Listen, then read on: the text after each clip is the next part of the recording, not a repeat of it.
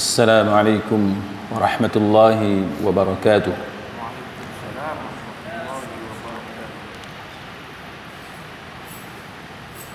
إن الحمد لله نحمده ونستعينه ونستهديه ونستغفره ونعوذ بالله من شرور أنفسنا ومن سيئات أعمالنا. من يهده الله فلا مضل له ومن يضلل فلا هادي له. أشهد أن لا إله إلا الله وحده لا شريك له وأشهد أن محمدا عبده ورسوله. اللهم صل وسلم على محمد وعلى آله وصحبه والتابعين بإحسان إلى يوم الدين. أما بعد. Sesungguhnya segala puji-pujian itu hanya milik Allah Subhanahu wa ta'ala. Kita semua memberikan puji-pujian yang sebenar-benarnya hanya kepada Allah Subhanahu wa ta'ala. Kita juga meminta pertolongan dan bantuan yang sebenarnya hanya daripada Allah. Kita meminta petunjuk hidayah juga hanya daripada Allah Subhanahu wa ta'ala.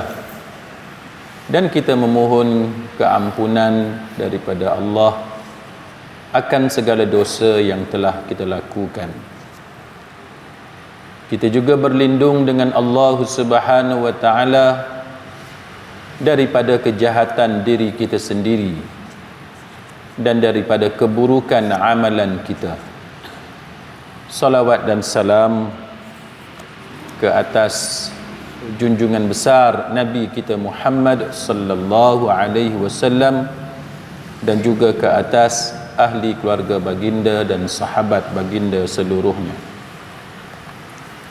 Kitab Ad-Da' wad-Dawa' oleh Imam Ibn Qayyim Al-Jauziyah rahimahullahu ta'ala dan ditahqiqkan oleh Syekh Ali Hasan bin Ali Al-Halabi Al-Athari yang merupakan murid kanan kepada Syekh Muhammad Nasiruddin Al-Albani rahimahullahu ta'ala. Pada malam ni kita masuk pada muka surat 73. Muka surat 73, perenggan yang pertama. Berhati-hatilah dari dosa yang diremehkan, dosa kecil. Sesungguhnya apabila ia terkumpul pada diri seseorang, nescaya dia akan membinasakannya. Imam Ibn Jauzi dia memperingatkan kepada kita supaya kita berwaspada. Kita jangan memandang mudah, jangan ambil mudah. Buat tak kisah. Alah, dosa kecil, kan bukan dosa besar pun. Jangan ambil mudah. Sebab apa? Kata Imam Ibn Jauzi, sesungguhnya apabila dia terkumpul pada diri seseorang, nescaya dia akan membinasakannya. Kecil, tapi kalau berkumpul, kita kata kecil je lah, tak ada apa pun. Tapi bila dia berkumpul dalam diri kita, dia akan, dosa itu akan membinasakan. Maka Imam Ibn Jauzi, Imam Ibn Qayyim, dia bawakan bagaimana contoh yang Nabi sendiri tunjuk kepada kita supaya kita ni jangan ambil mudah, iaitu Rasulullah sallallahu alaihi wasallam kemudian membuat perumpamaan. Minta maaf tuan-tuan, itu adalah hadis Nabi yang saya baca tadi. Hadis yang mana Nabi kata, iyyakum wa muhaqqiratiz dzunub, berhati-hatilah dari dosa yang diremehkan. Imam Ibn Qayyim dia bawa hadis daripada Nabi, iyyakum wa muhaqqiratiz dzunub, berhati-hatilah daripada dosa yang diremehkan. Fa innahunna yajtami'na 'ala ar-rajuli hatta yuhlikna, sesungguhnya apabila dia berkumpul pada diri seseorang, nescaya dia akan membinasakannya. Baik, lalu Rasulullah sallallahu alaihi wasallam membuat perumpamaan. Nabi bila dia sebut begitu kepada kita, dia mengarahkan supaya kita berhati-hati dengan dosa yang sering dianggap remeh, yang dipandang mudah. Nabi buat perumpamaan itu seperti halnya suatu kaum yang singgah di tanah lapang. Ketika tukang masaknya, chef dia datang untuk memasak makanan, setiap mereka pergi lalu kembali lagi dengan membawa ranting. Ni cerita orang dulu-dululah, ataupun sekarang pun boleh kita pergi camping kan, kita masuk dalam hutan, pergi mana-mana jauh daripada kemudahan, kita nak masak. Bila kita nak masak, kita bukan guna dapur sebab kita dalam hutan, kita di tempat yang jauh daripada kemudahan. Jadi setiap orang pergi cari kayu yang kecil-kecil, mana yang dapat bawa. Setiap orang bawa lah hak mana yang jumpa, bawa dan kumpul. Bila kumpul kita nampak dia punya tumpukan tu kan, padahalnya asalnya ranting kayu, tapi bila kita kumpul dia jadi longgokkan kayu tadi. Mereka pun menyalakan api hingga api itu dapat mematangkan apa sahaja yang dilemparkan ke dalamnya. Apa sahaja yang kita masak, habis semua masak. Padahalnya kita kumpul ranting yang kecil, tapi bila kita kumpul banyak-banyak, maka dia boleh membuatkan api menjadi besar dan boleh masak apa saja yang kita mahu. Baik, dosa ni tuan-tuan, apa yang kita kena tahu ialah dia adalah satu benda yang membinasakan, yang merosakkan. Sama ada kita tahu dia dosa ataupun kita tidak tahu dia dosa. Allah ustaz, saya tak tahu dia haram. Ya, kita tak tahu dia haram. Dari sudut kita dengan Allah, kalau benda tu kita tak tahu, mungkin dan mudah-mudahan Allah Ta'ala ampun dosa kita sebab kita tak tahu. Dosa ni tuan-tuan, kalau kita tak tahu dia satu dosa, mudah-mudahan Allah Ta'ala maafkan, ampunkan. Tapi yang tuan-tuan kena tahu ialah sifat dosa itu dia tetap membinasakan. Walaupun perbuatan dosa tu kita tak tahu hukum dia tu dosa. Ini yang kita kena tahu. Dan kenapa kita sebagai orang Islam dan kita sebagai hamba Allah Subhanahu wa taala mesti berwaspada, mesti berhati-hati dan kena jaga hukum.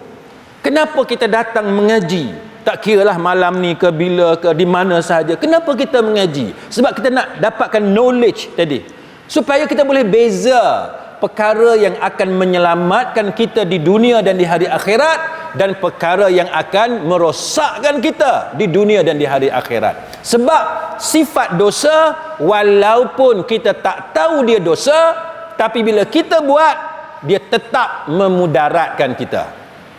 Itu sifat dosa.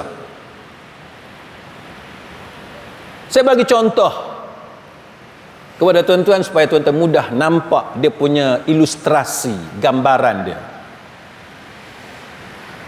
Kita minum racun, minuman atau makanan yang beracun ataupun yang memudaratkan kita lah. Kita tak tahu minuman tu ataupun makanan tu ada racun ataupun memudaratkan kita, kita tak tahu. Bila kita tidak tahu tuan-tuan, adakah kita melanggar undang-undang? Adakah kita akan dihukum dengan sebab kita tak tahu benda tu, ada racun dalam tu, ada benda yang dilarang, maka yang tu mungkin kita dimaafkan, mungkin kita terlepas daripada hukuman. Tapi racun yang ada, bahan yang berbahaya yang ada dalam makanan itu, yang ada dalam minuman itu, dia tetap membinasakan kita walaupun kita tidak tahu dia beracun. Itu konsep dia. Sebab tu kita kena mengaji. Tujuan kita mengaji apa tuan-tuan? Antaranya ialah untuk kita mengetahui apa dia yang haram, apa dia yang halal, apa yang Allah Ta'ala suka, apa yang Allah Ta'ala benci. Itu tujuan dia. Dan sifat benda yang Allah Ta'ala benci, dalam zat benda yang Allah Ta'ala benci itu, dia membinasakan. Hatta benda ni berlaku kepada orang bukan Islam sekalipun. Benda yang Allah Ta'ala benci, apa dia? Curang, zina,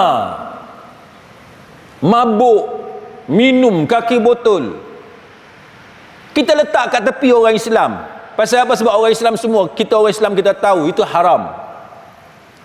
Tapi cuba tuan-tuan tanya Cina, orang bukan Islam, bangsa India dan sebagainya, dia kata itu hak kami untuk minum. Tanya setiap isteri yang berbangsa Cina, berbangsa India, yang Kristian, yang Buddha, Iban, Kadazan, yang bukan Islam, dia suka ataupun tidak suami dia balik tengah malam dalam keadaan mabuk. Walaupun hukum haram tidak terpakai kepada dia sebab dia bukan Islam, dia boleh minum, tapi semua yang berada dalam rumah tangga, walaupun dia bukan beragama Islam, dia tak boleh terima suami dia balik tengah malam dalam keadaan mabuk. Sebab apa? Sebab domestic violence, keganasan rumah tangga yang berlaku, yang direkodkan, menunjukkan bahawa tak kira engkau Islam ataupun bukan Islam, bila engkau balik dalam keadaan mabuk, isteri engkau lempang, anak engkau tendang, habis semua barang rumah engkau rosakkan sebab engkau mabuk. Itu sifat benda yang diharamkan dalam agama. Sama dengan zina, kacau bini orang, kacau suami orang. Tak kira bangsa, tak kira agama, dia memudaratkan, dia merosakkan. Dosa kecil ni tuan-tuan, kita tak boleh pandang mudah. Sebab daripada gambaran ilustrasi hadis yang dibawakan oleh Imam Ibn Qayyim tadi, menunjukkan kepada kita, dia kecil, tapi kita kumpulkan dia,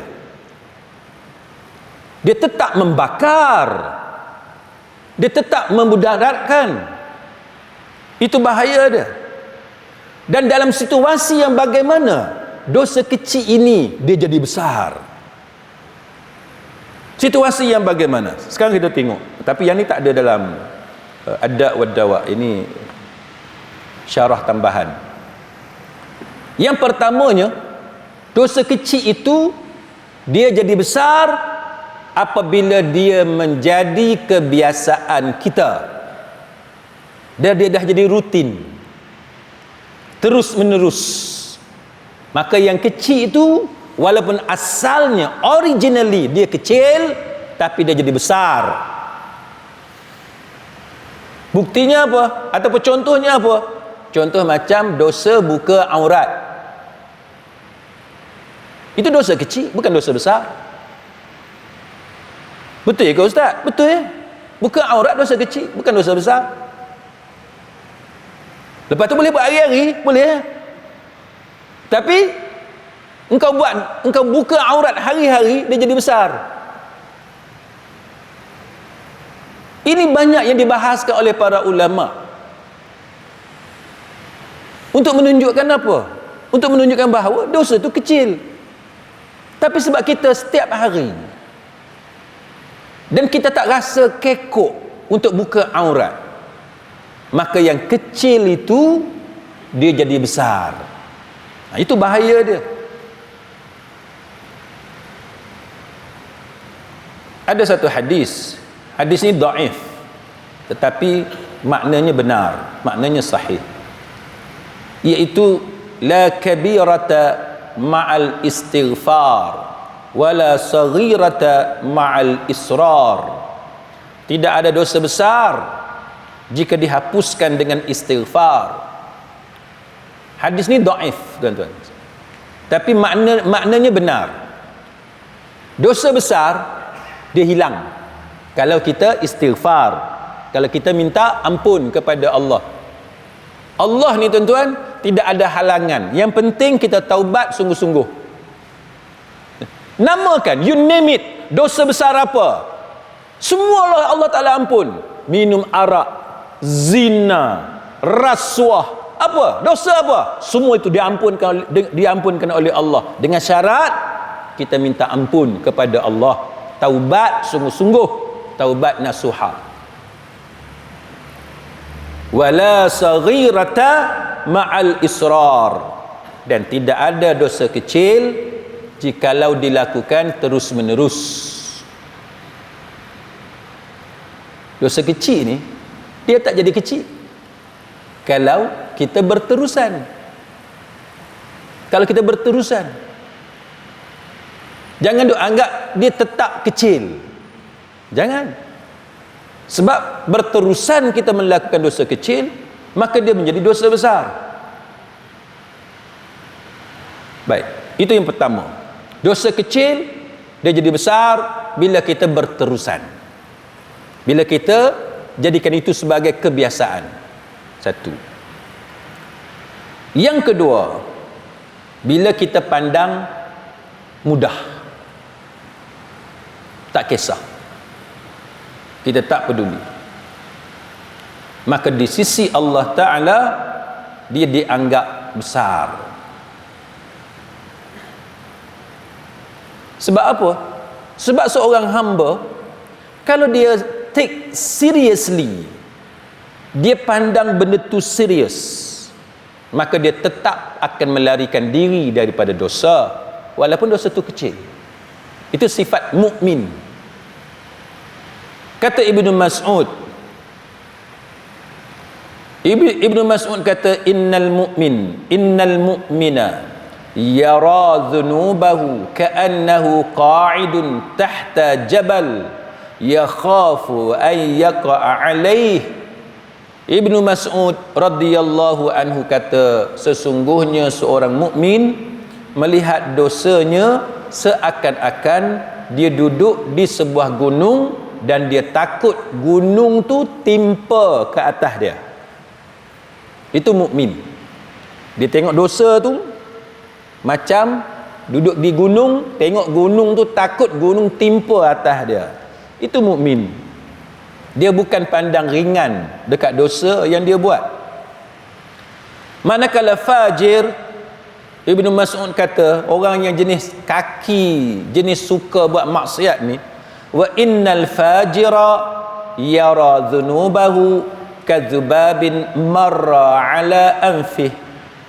Orang yang fajir, yang suka buat maksiat, dia akan tengok dosanya seperti seekor lalat yang terbang duk lalu macam tu saja di depan batang hidung dia. Dia pandang mudah. Itu kaki maksiat. Jadi kalau kita ni tuan-tuan tengok dosa macam tengok lalat duk lalu depan hidung, maknanya kita ada ciri seorang fajir. Na'udzubillah min zalik. Jadi jangan pandang mudah. Kata Anas bin Malik radhiyallahu anhu, innakum lata'maluna a'malan hiya adaqqu fi a'yunikum minasy-sya'r.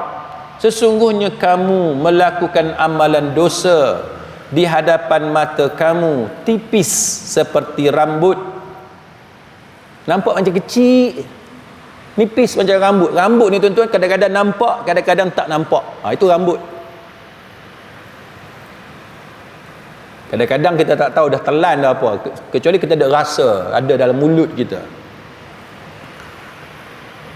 Tapi Anas bin Malik kata, in kunna na'udduha ala ahdin nabi sallallahu alaihi wasallam al-mubiqat. Tapi kami, yakni para sahabat Nabi masa hidup bersama-sama dengan Nabi sallallahu alaihi wasallam, menganggap dosa seperti itu seperti dosa besar. Dia tidak pandang mudah, tuan-tuan. Manusia ni, kalau tuan-tuan tengok,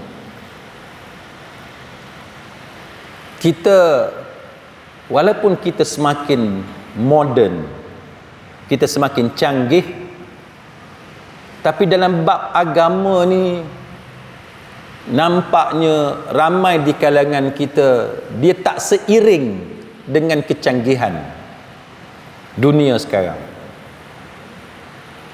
Dunia sekarang, saya tuan-tuan sejak duk join kawan-kawan duk hiking, cycling, duk exercise semua ni, duk tengoklah video macam-macam.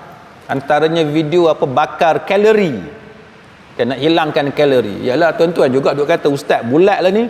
Seorang kata bulat, dua kata bulat. Kita pun mula duk Google tengoklah macam mana nak hilangkan hak bulat tu.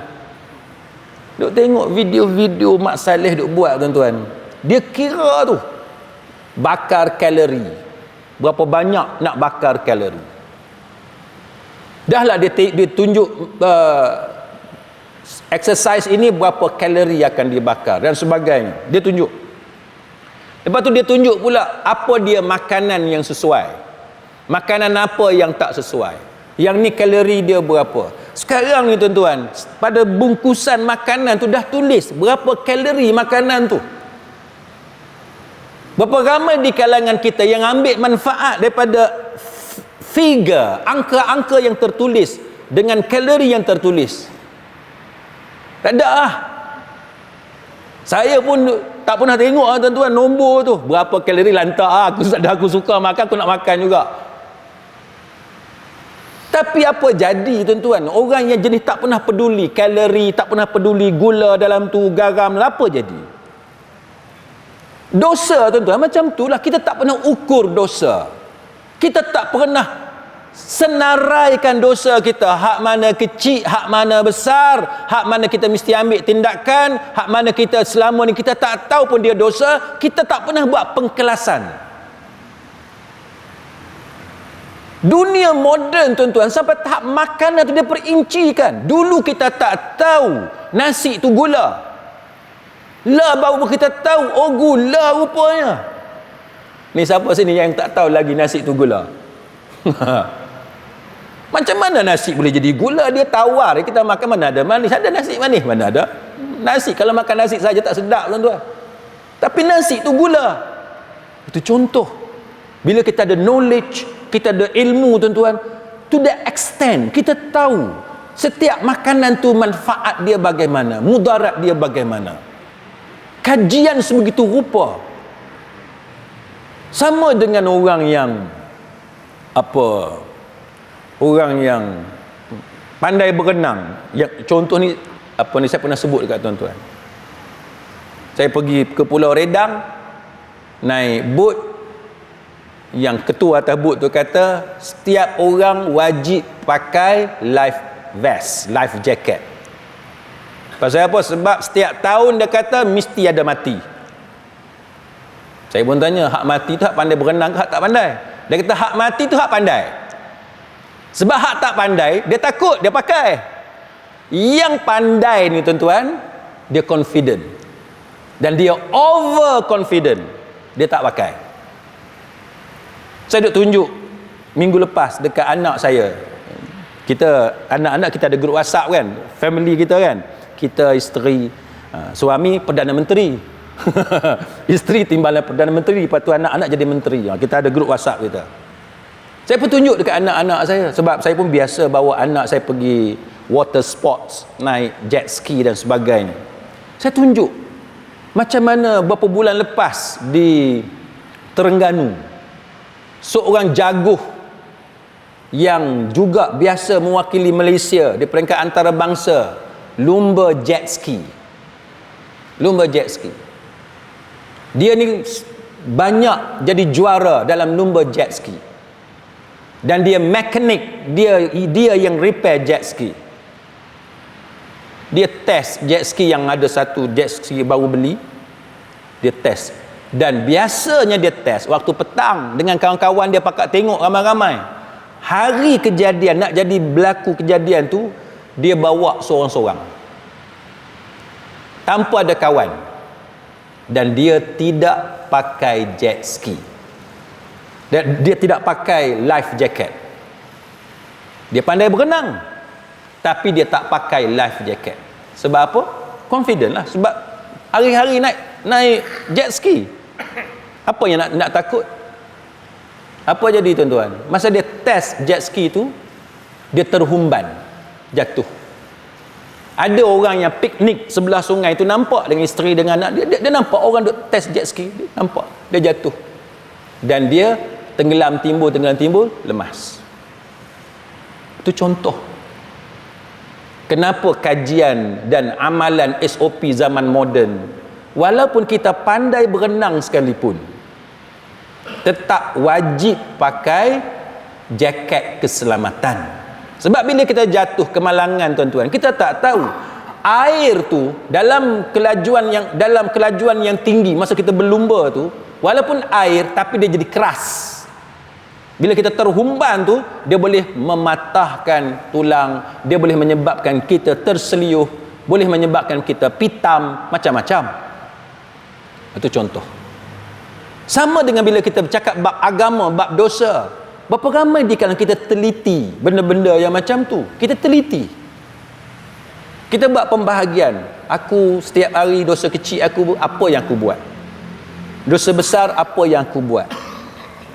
Dan selama ni dengan dosa kecil yang aku buat banyak ni, dengan dosa besar banyak ni yang aku buat, apa tindakan yang aku buat untuk aku bersihkan dosa ni? Berapa banyak dah tindakan yang aku buat untuk aku bersihkan dosa-dosa yang aku buat? Kita ada buat benda macam tu tuan-tuan? Kita tak buat. Itu yang menyebabkan dosa ni berlonggok dalam diri kita, dan dia memudaratkan diri kita. Itu bahaya.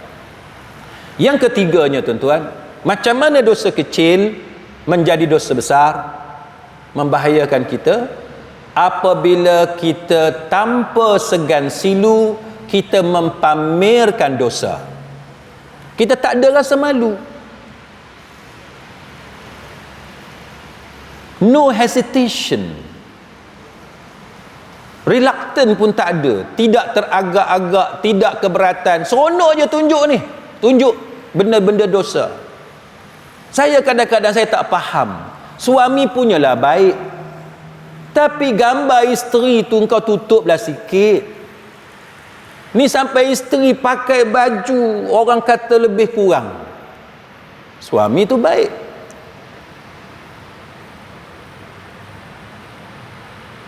Ada, ni cerita orang lama lah, bukan cerita orang baru, dan tak ada kaitan dengan siapa yang hadir malam ni. Ni kena buat disclaimer awal-awal. Seorang ni dia ustaz tuan-tuan, dia ustaz, isteri dia jururawat. Itu saya disclaimer awal-awal, sebab dalam kuliah kita ni ada bini yang jururawat kan, kena buat disclaimer cepat-cepat. Satu ustaz ni tuan-tuan, isteri dia jururawat. Jururawat ni tuan-tuan, dia pergi hospital, dia pakai tu, ni cerita lebih kurang hujung 90-an. Saya bukan nak memburukkan semua jururawat, tak. Dalam kes ni dia sajalah, dalam kes ni dia. Sampai kawan-kawan duk cakap, macam manalah dia ustaz, tapi dia boleh biar je isteri dia pakai macam tu. Dosa ni tuan-tuan, kita pamerkan. Dan tambah dengan sekarang ada media sosial, habis semua orang tengok isteri kita dah lah pakai baju putih dengan ketatnya, lepas tu masuk dalam air dan sebagainya, semua orang tengok. Dosa kecil dia boleh jadi besar sebab kita pamerkan. Nabi sallallahu alaihi wasallam, hadis ni kerap kali dah kita baca, tapi tak apalah kita ulang. Kullu ummati mu'afah Nabi kata, setiap umatku akan diampunkan illal mujahirin, kecuali yang menjaharkan, yang mengiklankan, dia pamerkan dosa dia. Wa inna minal ijhar ay ya'mal al-'abdu bil-laili 'amalan thumma yusbihu qad satarahu rabbuh fayaqul ya fulan qad amiltu al-barihah kadza wa kadza wa qad bata yasturuhu rabbuh fayabitu yasturuhu rabbuh fayusbihu yakshifu sitrallahi anhu. Apa bentuk jahar dia buat, iklan, pameran yang dia buat? Malam tu dia buat maksiat, dia buat dosa malam tu. Pagi esok orang tak tahu pun dia buat dosa semalam. Semalam orang tak tahu dia buat dosa apa. Pagi tu mulut dia sendiri tu gatal nak pergi cerita dekat kawan-kawan dia. Dia kata, "Hai fulan," dia kata, "aku semalam buat benda ni." Dia seronok duk cerita dosa yang dia buat semalam. Kawan dia tak tahu pun, dia pergi cerita. Padahal Nabi kata semalam Allah Ta'ala telah tutup maksiat yang dia lakukan. Namun di pagi harinya dia sendiri yang membuka aibnya yang Allah Ta'ala telah tutup. Ini contoh dosa jadi besar. Kita ni tak ada rasa aib, tak ada rasa malu. Kawan tak tanya pun, orang pun tak tahu. Kita ni yang gatal mulut, beria-ria nak pergi cerita dekat orang. Macam contoh-contoh sebelum ni yang saya duk cerita kat tuan-tuan. Saya makan dengan satu lawyer. Masa tu saya baru junior lawyer, baru a few years dalam legal practice. Keluar makan di Taman Selat, Butterworth. Adalah 4-5 orang lawyer, termasuk senior lawyer yang seorang ni. Dia cerita kat saya, dia kata dulu-dulu dia kata dia pergi bawa bank manager semua pergi Hat Nyai, pergi main snooker. Dia kata bukan snooker atas meja, snooker bawah meja, dia kata. Kita ni tuan-tuan, yang respect dekat dia, hormat kat dia, hilang respect.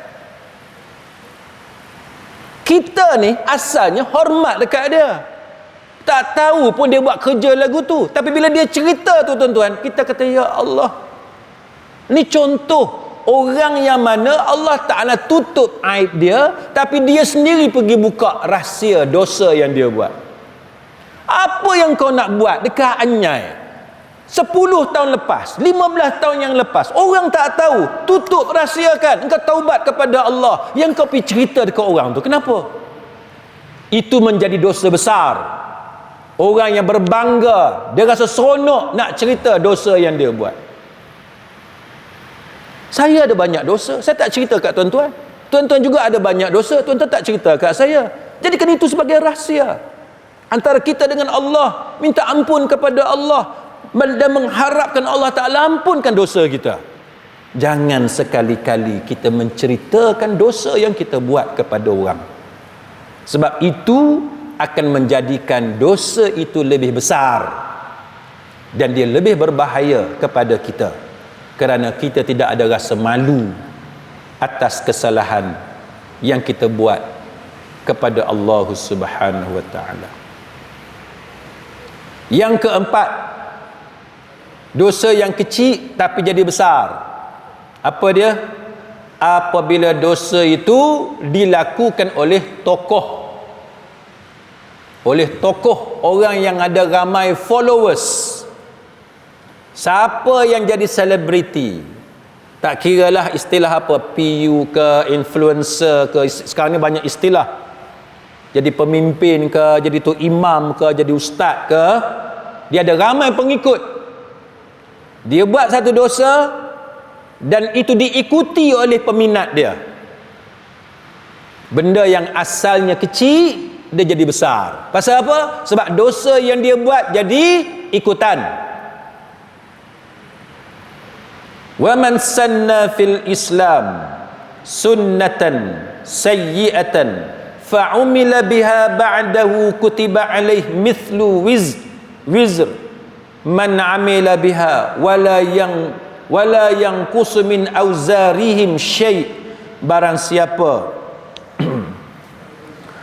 siapa yang melakukan satu amalan buruk, dosalah, lalu diamalkan oleh orang sesudahnya, maka akan dicatat baginya dosa seperti dosa orang yang mengikutinya, tanpa mengurangi dosanya sedikit pun. Kita buat satu dosa, kita pergi bubuh dalam media sosial, WhatsApp group ke, Telegram ke, Facebook ke, tak kira lah TikTok ke apa, kita buat satu dosa dan dosa tu diikuti oleh orang lain. Dahlah kita dapat dosa tu, tak kurang pun dapat dosa tu yang kita buat. Setiap orang yang ikut tu tuan-tuan, hak tu pun kita dapat dan tidak kurang sikit pun.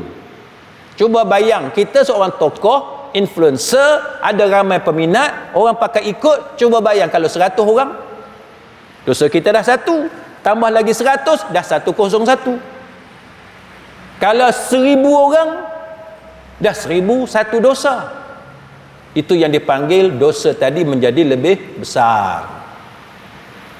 Ni contoh apa TikTok sekarang kan. Ni seronok. Dulu-dulu nak masuk TV bukan senang. Nak kena pergi apa RTM, TV3 apa lah, kita sendiri jadi TV tuan-tuan. Rakam. Kita sendiri jadi TV.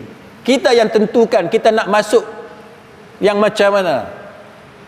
Hari tu masa raya hari tu duk demam pasal apa? Alamak kan. Alamak duk tu. Pakat menari dengan ustaz-ustaz pun tengok. Saya sendiri pun tengok. Tu dia.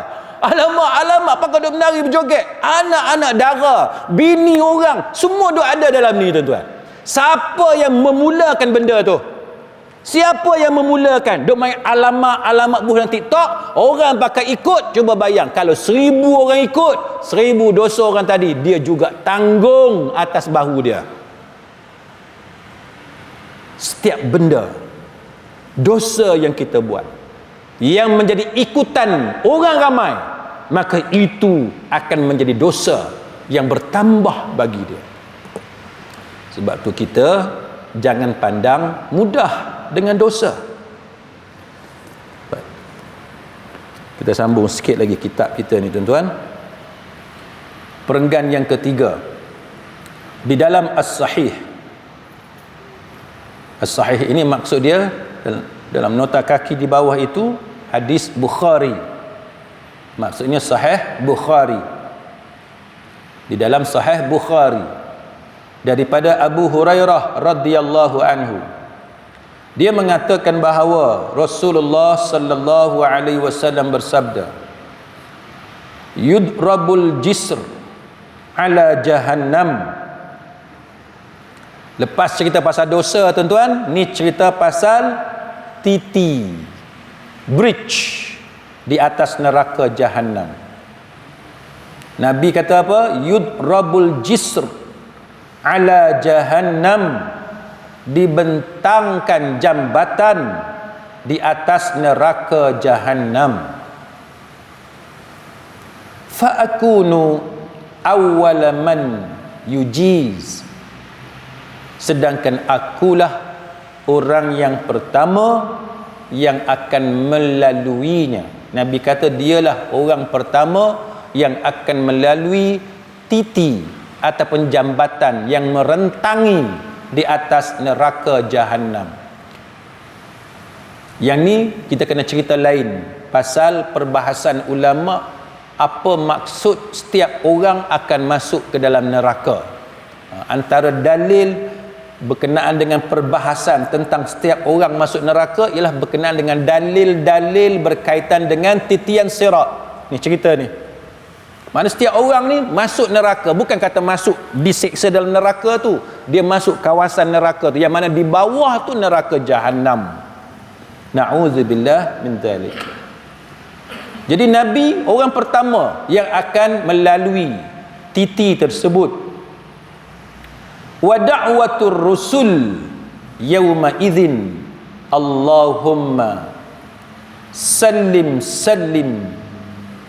wa bihi kalalib mithlu syauki sa'dan. Nabi kata doa para rasul. Semua ni rasul-rasul yang ada pada waktu itu semua pakat berdoa. Ni semua benda yang mengerikan, menakutkan. Kan? Ya Allah, salim, selamatkanlah. Salim, selamatkanlah. Benda yang kita takut kan. Macam kita tengok benda ngeri lah kan.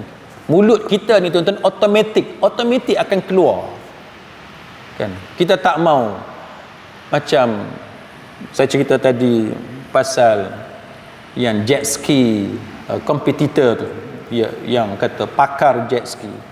Bila suami dia jatuh dalam air tuan-tuan, isteri dia datang. Isteri dia buat video.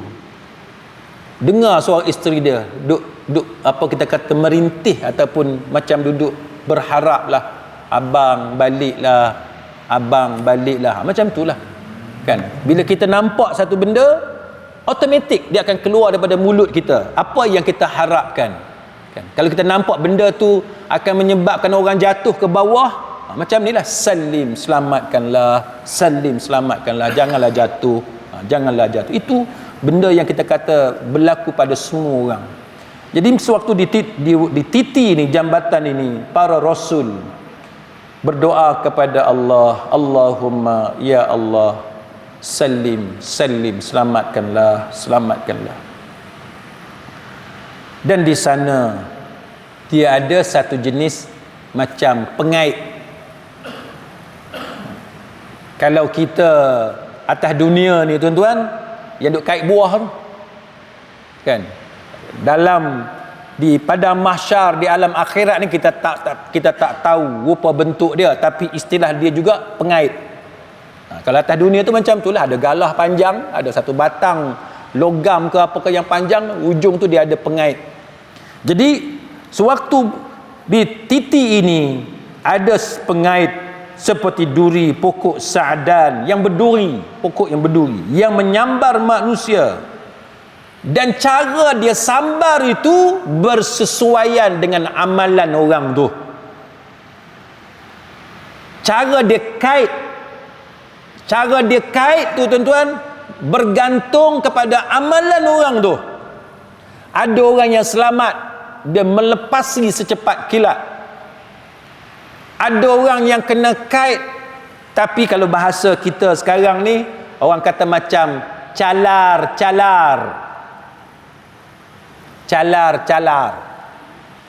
Dan ada orang, kalau bahasa kita sekarang ni, kita kata cedera parah. Tapi tak jatuh. Dia selamat, tapi dia cedera parah. Cedera parah ni pun bergantunglah sejauh mana parahnya dosa yang dia lakukan atas dunia.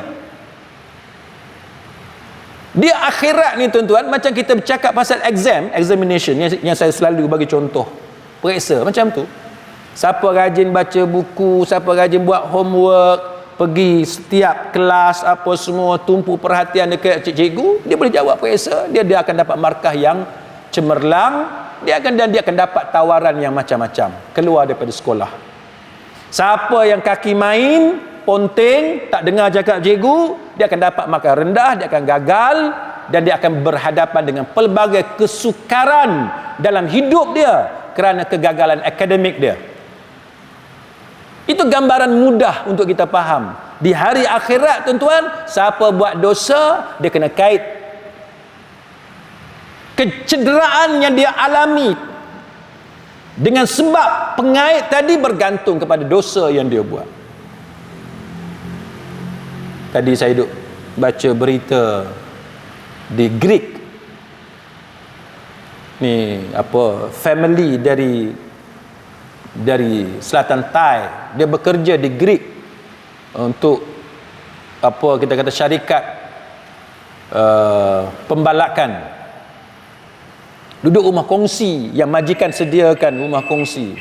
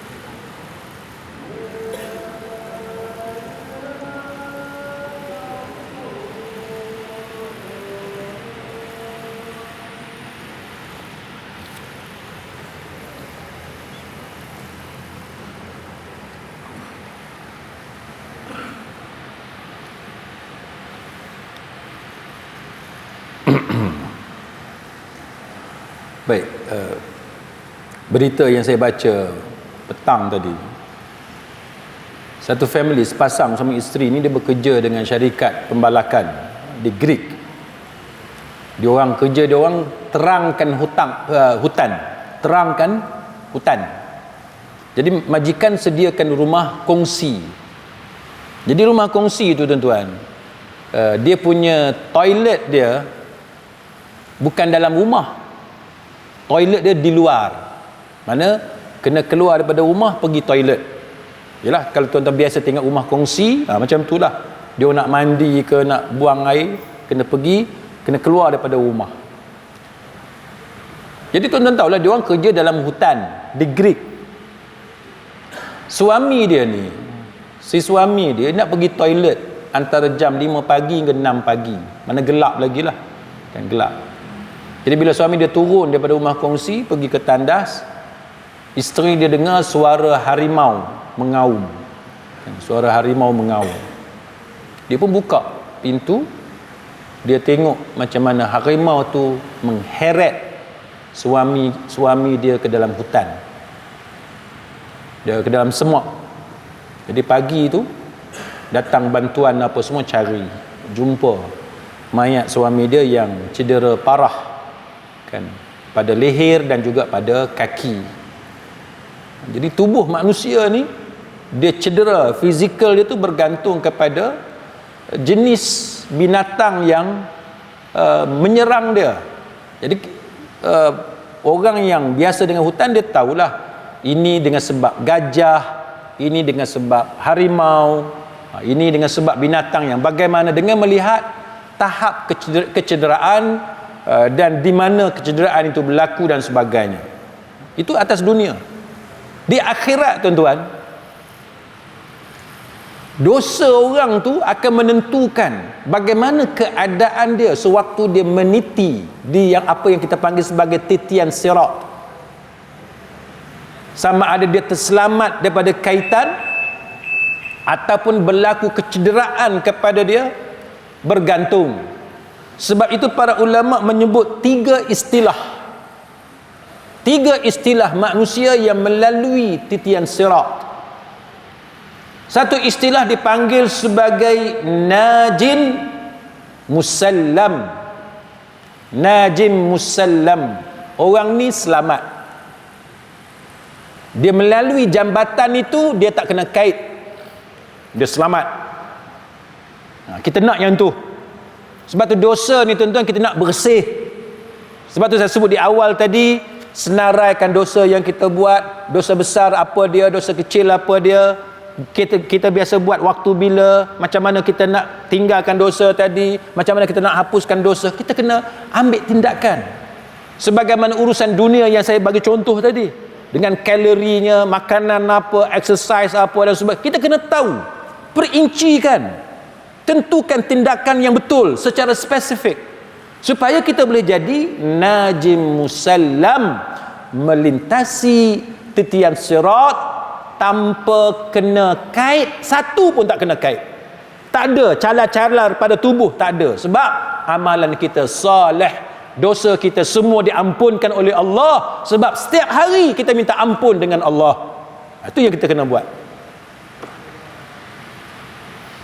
Istilah kedua, orang yang melintasi titian sirat ini, dia panggil najin makhdush.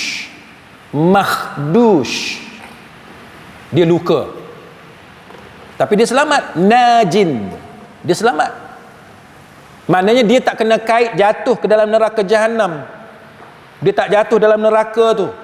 Dia dapat melepasi titian sirat, tapi dia cedera. Sebab dia kena kait dengan duri tadi, dengan pengait tadi. Macam mana tahap kecederaan dia, luka tu bagaimana, ringan atau parah, bergantung kepada dosa dia. Kalau dosa dia kecil, mungkin kecederaan dia sedikit dan dia dapat melepasi titian sirat. Tapi kalau dosanya besar, banyak, dia mungkin mengalami kecederaan parah. koyak rabik segala daging dia, tapi dia dapat melepasi, dia tak jatuh dan titian sirat, bergantung kepada tahap dosa dia. Saya tuan-tuan tak payah cerita cedera parah. Saya tengok video ada kawan saya share, satu mamat ni African kot rasanya, orang African, dia pergi main dengan singa dalam cage. Ni siapa tengok video tu dalam YouTube pun duk ada. Dia pergi ni jolok singa tu dengan jari dia main. Singa tu apa lagi tuan-tuan, dia ngap jari si African tu, dia ngap. Yang African tu duk tarik jari. Saya tengok kat situ tuan-tuan, saya rasa saya boleh pitam bila-bila masa. Dia tarik tu tuan-tuan boleh nampak dia punya, orang kata apa, macam urat ke macam lemak ke apa, macam terkeluar sekali dengan jari dia, terkeluar sekali. Inna lillahi wa inna ilaihi raji'un. Dia ingat singa tu apa?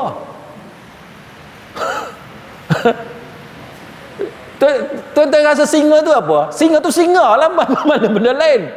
Nama pun singa. Tengoklah gigi dia dengan taring dia, dia boleh jolok dengan jari dia. Saya kata, ish, dia boleh bergurau singa yang garang yang duduk dalam cage, dia boleh tergamak pi bubuh jari dia. Habis tu dah boleh nampak jatuh macam lendir, jatuh ke bawah. Oh, ngeri. Hak tu pun, hak jari tercabut macam tu pun kita rasa ngeri tuan-tuan. Cuba bayang orang yang rabik, yang koyak habis tubuh badan dia, walaupun dia selamat melintasi titian sirat, tapi kita berharap kepada Allah supaya kita tidaklah melalui ujian yang dahsyat seperti itu di titian sirat. Kita nak yang selamat, yang tak kena kait pun, kalau boleh kan, kalau boleh tuan-tuan, mudah-mudahan. Akhir sekali disebut dengan istilah makdus, iaitu manusia yang terkena kaitan pengait tadi dan dia jatuh ke bawah, dia diazab oleh neraka Jahannam. Na'udzubillah min zalik. Kita akan sambung hadis yang panjang ni berkenaan dengan titian sirat dalam kuliah kita akan datang. Wallahu a'lam. Aqulu qawli hadza wa astaghfirullahal azim li wa lakum. Wassalamu alaikum warahmatullahi wabarakatuh. Subhanakallahumma wa bihamdik, asyhadu an la ilaha illa anta, astaghfiruka wa atubu ilaik.